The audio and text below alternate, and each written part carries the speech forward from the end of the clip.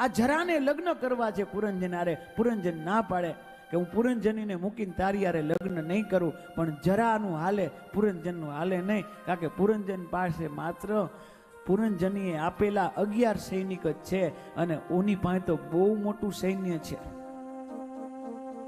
એ કાળની એ દીકરી જરાનું હાલે એટલે તરત જ બંને વચ્ચે લડાઈ થાય છે.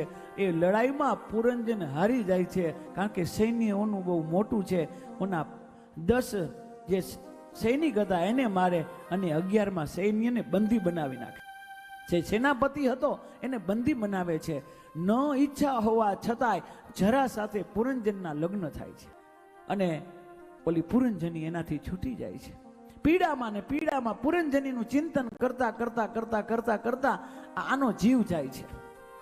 પરાણે રહેવું પડે છે આ પેલી સાથે. એ ચિંતન કરતા કરતા એનું શરીર છૂટે છે. સ્ત્રીનું ચિંતન કરતા કરતા શરીર છૂટ્યું. બીજા જન્મમાં એ પુરંજન સ્ત્રી બન્યો છે.